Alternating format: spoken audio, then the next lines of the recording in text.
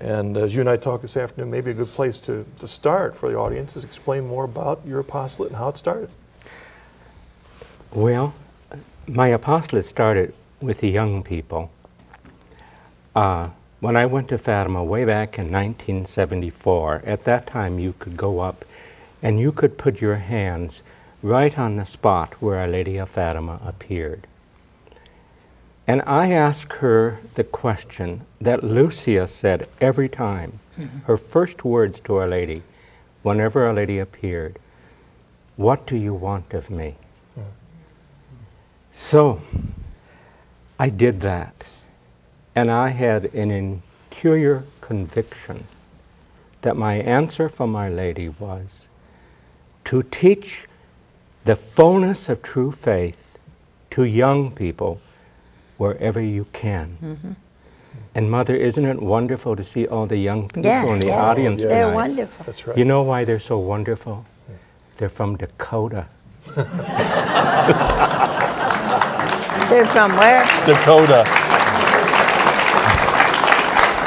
North Y'all Dakota. from Dakota? Are They're- y'all from Dakota? All of you from Dakota? Yes, Yeah. Mother. They're from a Franciscan boarding school up in North Dakota, run by a Father David, and it is a real Catholic boarding school. They've come to my shrine in Alexandria, where you have been, and I was so surprised to see them here.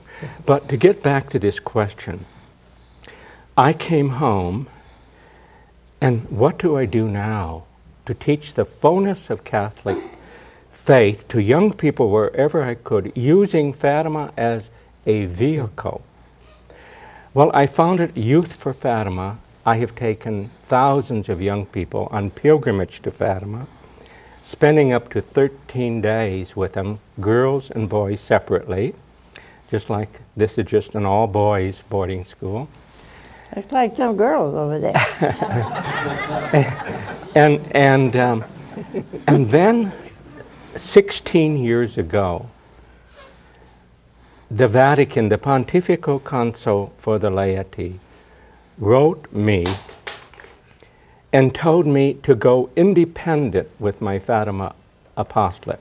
I was under the umbrella of another organization.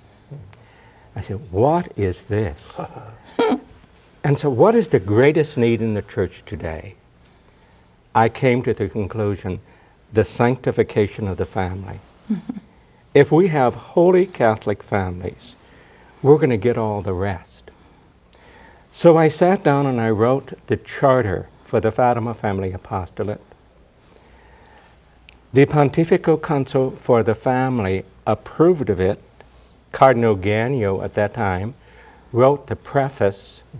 This has now spread to Poland, to Australia. The magazine of our apostolate, Immaculate Heart Messenger, is printed now not only in the United States, but in the Philippines, and goes to Asia, various parts of Asia. And the charter gives directions for, it's all ages. It's preschool, teenagers, young adults, married couples, senior citizens. It has all different kind of aspects. Most of them meet once a month to pray and study and discuss their faith. In Familiaris Consortio, the Pope called for a families to families apostolates. Families need support. They feel so alone. It's gotten so pagan in our society. And so when they come together and they pray together, they share their problems and their faith with each other. And then they have books. Our apostolate has books all the way from preschoolers to senior citizens, college age. And they study between the meetings. And I believe this is what the Pope has called for, a families to families apostolate, families supporting and encouraging one another. This is one of your more recent books, Catechism on Mary and the Pope Who Changed the World. Yes. Maybe tell them a little bit about. Well, emphasis that goes through all the basic doctrines and dogmas of Mariology. And this Pope has been so guided by Our Lady. Oh, yeah, she had. There came out in Portugal just recently by an author whose name is Ala Miguel. She is accredited to journalists of the Vatican. She has traveled with the Pope on all of his pilgrimages outside of Italy the last 11 years on the same airplane and got to know him personally. She wrote a book, The Secret That Moves and Guides the Pope. Little Portugal, only 10 million people. In short time, it sold 35,000 copies. They had to go to a second printing. They wanted me to print it in English, but honestly, all that she says is already in that catechism. Because I follow, being in the Fatima Apostolate, I have followed everything so very, very closely with our Pope. Yeah, what does Fatima mean today? Are we getting used to it? Have we heard it so much? Have we, you know, if you hear something over and over, sometimes you don't pay attention to it.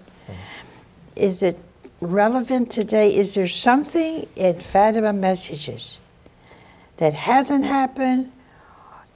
What is Fatima today?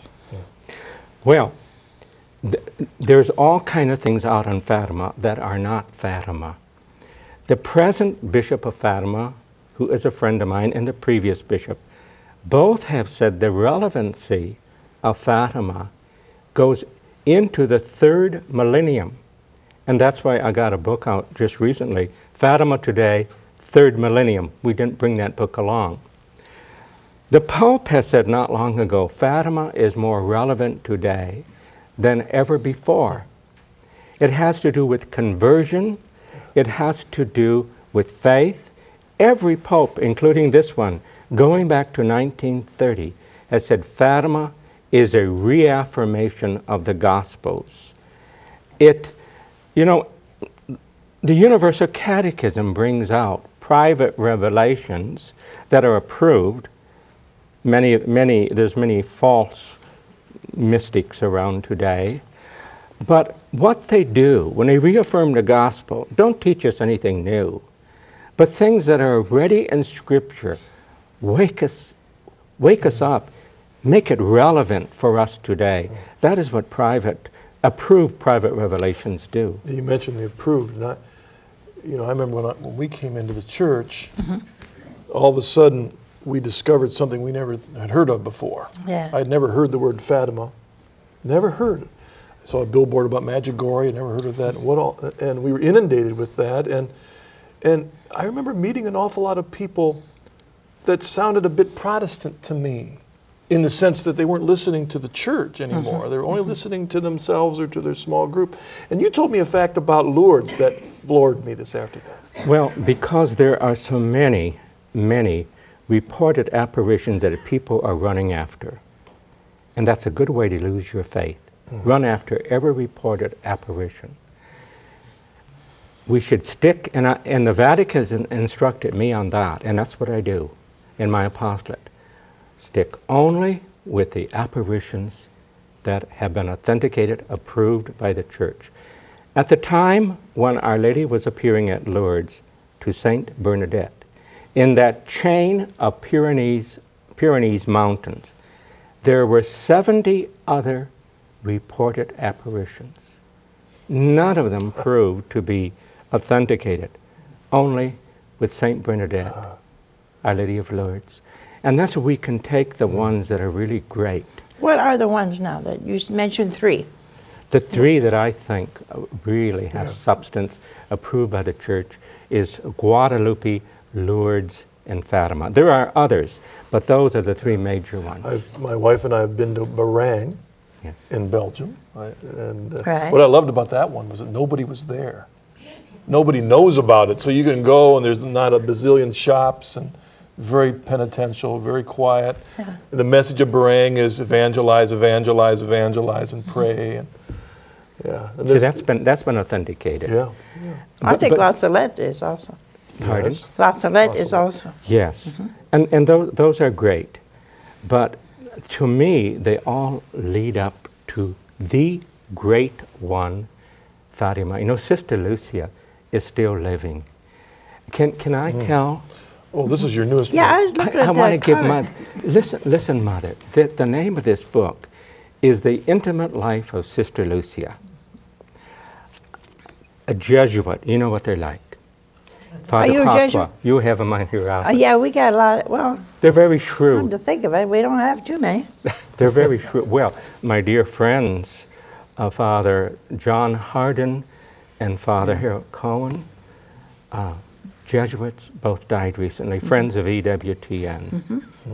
And Father Papa? Hardin was a theological advisor to my apostolate. Yeah. And the last time I talked to him, not long before his death, he told me to go ahead and publish this book, The Intimate Life of Sister Is that a new Lucia. book? Yes, Mother, but I want to tell you about it before I give it to you. Oh, thank you. I'm going to give it to you. I was hoping you would. You can take that two ways, but I had my eye on it the whole time. a Jesuit, a Portuguese Jesuit scholar on Fatima, sold me the documents of this book like over 10 years ago. But I could not publish it for years. I've been sitting on this, waiting to publish it.